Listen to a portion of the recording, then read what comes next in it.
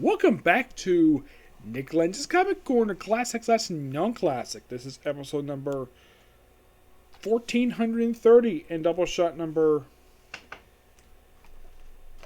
Sorry about this. Yeah, 1426. Got two Marvel trades. First up it is The Punisher by Greg Rucka, Volume 1. This collects the first 6 issues of, I believe this is Punisher Volume 8, which lasted 16 issues, surprisingly. Excuse me. These issues were released in the year of 2011. They didn't last very long, surprisingly. Only lasted 16 issues before it had abruptly end and replaced with a miniseries for Punisher War Journal, which concluded this run. This book collects the first 6 issues of this run. Thing starts off. Now, I should point out, aside from Greg Rucka doing the writing for this book only contains the first 6 issues of the run, plus also a story from Spider Island, I Love New York City, which is also by Greg Rucka. Not the same artist, surprisingly. The artist then was Max Veruma. The one of the issues for this series is Marco Cecotto. Which, here's a sample of the guy's artwork. He's actually a pretty good artist. If I want to rank him basically a fair Punisher artist, he's probably one of the best Punisher artists I've seen. Yep.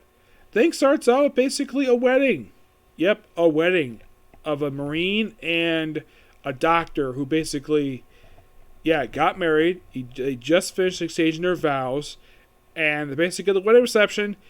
And then a bunch of guys show up and basically massacre everybody. Except for the bride. The bride is the only survivor. And she ends up in the hospital. Everyone else is dead. The reason for this? Well, it's a plot thread that spreads out the whole volume. Now, the bride herself, her name is Rachel Cole Ives. She was referred to Rachel Cole, and then she's correct people, and there's a minor thing with her. She does this where she corrects people. Her last name is Ives, because she took her husband's last name, because technically they were in fact legally married. I mean, they were coming out of the church, so basically they were exchanging vows, and she's technically a widow now. So you have these two new characters named Bolt and Oscar Clemens. So they investigate this murder, this massacre, and, well, it's NYPD. And then we finally see the Punisher. No, he's not responsible for this. Then we see the Punisher going after one of the guys, and he kills him. Yep, he kills some of them, because it's the Punisher. Love how he shows up here. Basically wearing the bulletproof vest with the Punisher painted on symbol. I think that's a nod. The outfit he wears in here at the start, it's kind of similar to the outfit that Ray Stevenson wore from Punisher War Journal. Not Journal, War Zone, which came out the year before this. So he kills several people, and we sort of do a recording type of thing. The only book I've seen this happen was actually in the page of Secret War. Difference is we actually have pictures this time, so basically read a bunch of text. So they do a recap of the Punisher, and here he is, wonderfully drawn. The artist probably get a award for this. This looks really good. Yep. So, yeah, the cover, I should point out, though, is different from the main interior artwork. It's different. So then we have this crime family who hires a particular villain to take care of the Punisher because apparently he's interfering with them. And, oh boy, who do they contact is, of course, there's also, before that, the police officers talk to Rachel Ives about what happened at the wedding. And then the Punisher basically the Punisher comes under attack by the Red Vulture. Yes, this guy. The 4th Vulture. I call him the Red Vulture because this is one Spider-Man villain I'm not really a big fan of. Well, yes, he's created by Mark Waid. He showed up just after I think he showed up in, I think it was like 24/7 was the first time he showed up. And then he returned for the Gauntlet. And then he appears here. We appeared just for the end of issue 2. And he pops up issue 3 where he dies. Yes, he gets killed by the freaking Punisher in a great aerial battle. And then his corpse is discovered at the very next issue by the cops. Yep. And all issue 3, like I said, is a big, humongous aerial battle between the Punisher and the Red Vulture. And we cut back in between that and, well, Rachel Ives in the hospital. I should point out, though, something about the Red Vulture. Aside from the fact he wears a red suit, he's a cannibal. Yes, he's a cannibal, and he shoots out his stomach acid on his victims. Apparently, according to his origin story, he used to be a hitman for the mob. Until he got experimented turned to this. And then we have an unexpected character show up in this book. Who is it? Nora Winters. Yes. A character from SpiderMan. Because of course she shows up in here. Yep. And, well, she helps basically teams up. She briefly encounters the Punisher in here. Yes. Rachel Ives tries to leave the hospital. And then, of course, at the Punisher survives his encounter with the Red Vulture. And then he says, and he gets up and says, "You." And it's Nora Winters who picks him up. And a brief flashback, he practically was in the Marines, in the war. They say he was actually Afghanistan. They kind of retcon here was Persian Gulf. His action start was Vietnam. And, of course, he was family. After he gets killed, he becomes a Punisher. Then, of course, apparently... And then we see Ben Urich. Yes, Ben Urich. Another character associated with Spider-Man. But here's the thing about this character. Despite the fact he's commonly associated with Spider-Man, he's also associated of Daredevil. And he was one of the first people to find out that Matt Murdock is Daredevil. The first person to find out was Foggy Nelson. Yep, he's the first person to find out. And I think it was his first girlfriend. His first girlfriend he had in the comics. His first love. What is her name? She was secretary. I have to look it up on here. She's currently dead. She got killed off in the Guardian Devil storyline. I know some people probably correct me in the comments below what her name is.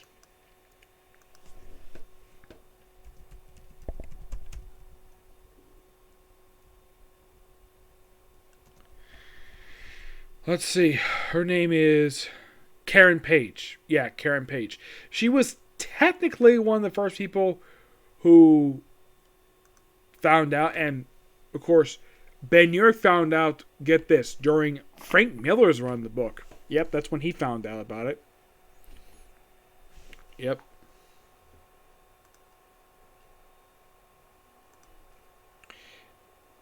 Let's see if I can find him here. Here we go. Ben Urich, a creation of Roger McKenzie and the late Gene Colan. Yep.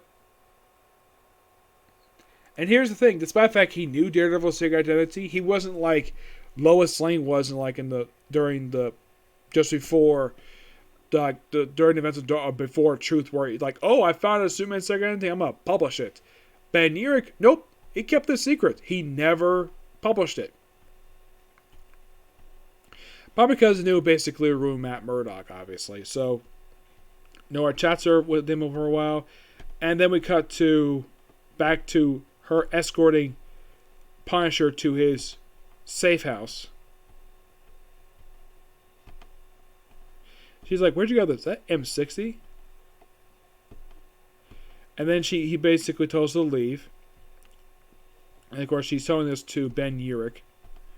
Yep. And here's the interesting thing about Nora Winter. She kind of comes in a way a supporting character in this book for some reason. I'm not really sure why. But that is simply put what this is. Mm-hmm. Yep, and then he saves a guy from a couple muggers. Nora talks to Rachel Ives. Does a really good piece. And then she talks to Detective Bolt. Oh yeah, by the way, they mentioned in the book that Oscar Clemens basically said it was an honor basically to start working with him because apparently he's a veteran detective. So they kind of go to Rachel Ives' backstory, and of course Punisher leaves to go on a killing spree. And then we have the next two issues, just basically Punisher just hang out with a kid for a couple issues. While also having Rachel Ives basically recover from her, being shot. And we see the scar that's basically across her, or basically from just below where her collarbone is, and basically it's like right in front. And then we have the family, basically discussing how to deal with the Punisher because he took out the Vulture. And the Punisher himself basically has got an eye patch on. Yeah, this something would also spill over in the pages of the Omega Effect, which I have discussed before. Look it up. It's a great crossover between Avenging Spider-Man, Daredevil, and Punisher. Yep. Oh, yeah, it was actually first 5 issues. Excuse me. That was first 6. My mistake. Yep, and then we have Spider-Man, I Love New York City. It simply put what the Punisher was up during this event. Apparently, he got affected with spider powers. Killed some bad guys, tried to rob a bank, and, well, it's a very interesting story. Very interesting little side story for Punisher. But I believe it's the first... Yeah, it's the first take issue, so it didn't look like that. But, yeah. This actually was really good. I mean, I love Greg Rucka's work, and when it comes to Punisher, it's one book people don't talk about from him. No, people talk about his work for Batman or his work for Wonder Woman, but Punisher? Not really, no. Yeah, I give this book a 9.5 out of 10. It's a really good book, and the best thing about the book is that we have Death of the Red Vulture. Alright, next up it is Venom, Lethal Predator. Yes, this trade paperback, which collects the entire 6-issue limited series of this one. Now, the book itself was written by Dave Michelini, who was one of the co-creators of Venom. He worked on a lot of... This is actually... Fun fact about this miniseries. This trade collects the entire miniseries. This was the very first Venom miniseries, and this miniseries served as it was loosely adapted for the Venom movie that came out a few years ago because some of the characters who appear in this miniseries do appear in the movie itself. The artwork for his Hat miniseries done by the legendary artist Mark Bagley. Awesome artist. I really wish I could meet this guy in person because he's a great artist. The other half is done by Rob Lem. Interesting. Yep. Now, in this very mini-series, yeah, this is if you put the mini-series where Venom operates out of not New York, but San Francisco. We get a bit of a recap of the mini-series of Venom's backstory, like how he became Venom. And, oh, here's something interesting, though. Spider-Man appears all 6 issues. He only appears just as mini-series. I don't think he appears in, like, the other ones. I think he appears, like, one other one, but that's it. He just doesn't want to just get it off the ground. Just basically prove that, yep, still in the same universe. Now, there's a few first appearances here. Yeah, Venom fighting a bunch of people. Love the artwork by Mark Bagley. I mean, people are used to Mark Bagley's artwork from, like, Ultimate Spider-Man. But yes, this artwork here, yes, see that panel with Venom smiling? That is Mark Bagley. You're thinking, wow, his artwork has drastically changed. Yeah, it has. Seriously, it has. So, we have to where he gets banished from this community for some reason. Also, Eddie Brock's got a mullet. Yep, he does. He's got a mullet. He's banished. Now, who are the first appearances to appear in this very mini-series? Well, let's see if I can find it here. Come on. We have the first appearance of Carl Brock, who I think is supposed to be his father, but they later changed to somebody else. And we have the first appearance of the Jury. Yep, the Jury. Yes. And the guy who's the head of this group, his name is Oliver Taylor. Now, they mentioned he killed his son, Joey. That happened back in Amazing Spider-Man 315 when Venom broke out of jail.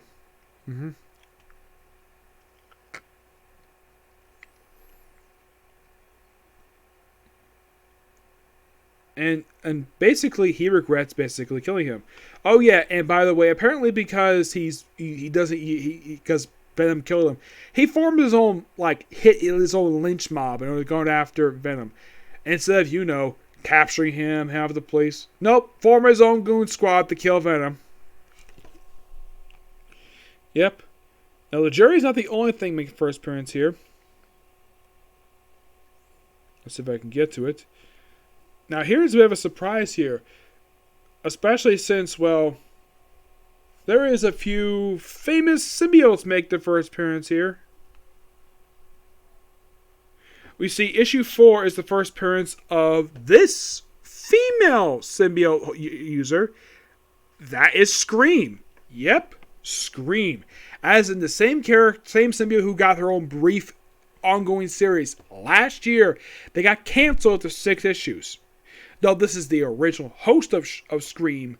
She, let's see, what is her name here? I know she's currently dead now. Let's see.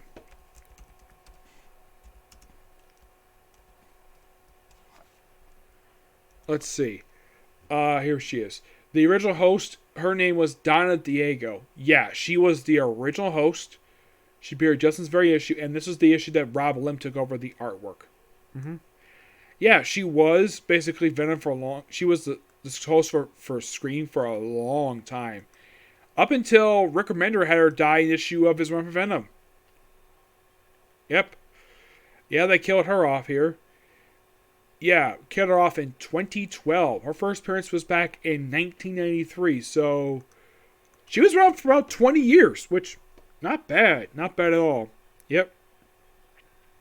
And of course, she occasionally does appear in the comics even afterwards. Her current host is Andy Benton, who was a creation of Colin Bunn, and this is the one that got her own series. Patricia Robinson was the second one. She was just Scream during the events of Absolute Carnage. Mm-hmm. Yeah, she was actually from... She was actually from the very first Venom volume of Venom. That's where she's from. And she's been dead for some time. So you have SpiderMan calling his wife. And Scream is not the only one that makes the first appearance in this miniseries. He also appears by several other symbiotes. Let's see if I can show up the panel here. Now these are allegedly offspring of Venom. We have the first appearance, not only Scream, but also... Yeah, there are 5 of them. Let's see if I can find them here.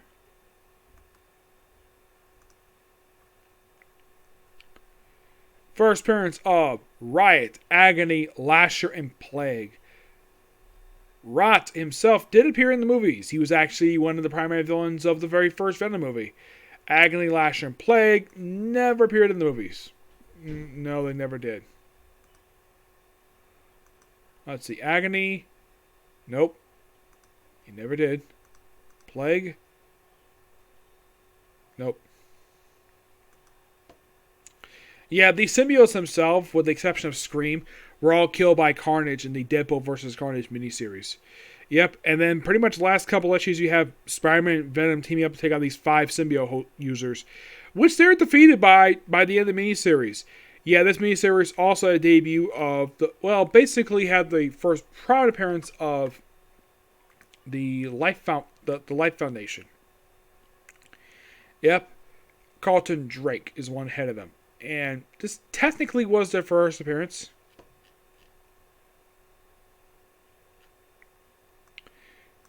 Yeah, but they actually appeared in another book part of this. The Life Foundation actually appeared in the very first issue of... it was actually just one issue prior to the first appearance of Venom. Yep. And they were primarily featured in just a few issues of this miniseries. Then they appeared in Spider-Man and Achilles Project, and for the second issue is Separation Anxiety. Currently in the comics, they're basically out of business. Yep, they were actually ran out of business a few years ago. Yep, it was revealed by Nick Spencer in his run that this company is no longer a business. Yep. They're basically a security firm is basically what they are. In the movie, they were a genetics corporation for some reason. Because that's popular. Make a big corporation, genetics corporation. Basically, the way that Sony made the Life Foundation, it's basically the comic, it's basically it's basically their version of the Umbrella Corporation. That's simply what they were. And this whole miniseries is just really, really good. I love it. It is purely fantastic. It's by far really good Venom miniseries. And I'm going to give this one roughly a 9 out of 10. I'm going to give it a 10 out of 10. It's purely fantastic. By the end of this, basically, Spider-Man does accept, basically, Venom as a hero. And, well, an anti-hero, mind you. Though this miniseries would start off a series of miniseries for Venom. Excuse me, yeah. This was the very first one. And surprisingly, like, when it comes to Venom, like, this is the first of several miniseries when it comes to Venom. Yeah, several miniseries that span across 5 years. First, you have Lethal Predator, which is done by Dave Mitchell, and then you have Death Trap the Vault, which is a one-shot. Funeral Pyre by Carl Potts. The Madness by Ann Nesenti. Enemy Within, which is done by Bruce Jones and Bob McLean. The Mace, a 3-issue miniseries. Knight's Adventures by Howard Mankey. Great writer he is. He also does the following miniseries, Separation and Anxiety. He has Ron Randall does that miniseries. Knight's Adventures done by Rob Lem, who did this one. Carnage Unleashed is done by the legendary writer Larry Hama, with artwork by Andrew Wellman and Art Nicholas, just finishes. Center Take All, Larry Hama basically does a majority of these ones. You have the artwork. Larry Hama does pretty much the rest of these. Like a lot of the remaining miniseries for Venom, with the exception of The Hunger, led by Len Kametsky. I believe this is the guy who worked on the Dan Ketch Ghost Rider series. Side of the Boss, Ivan Rez Jr., and of course the finale is of course done by Larry Hama. Yeah, apparently Larry Hama was very prolific in writing all the Venom miniseries. Yeah, he apparently was like very popular to write that. Yeah. But yeah, not much else to say about these two trades. They're both really good. Venom, like I said, I gave a 10 out of 10. Punisher, 9.5 out of 10. Yep.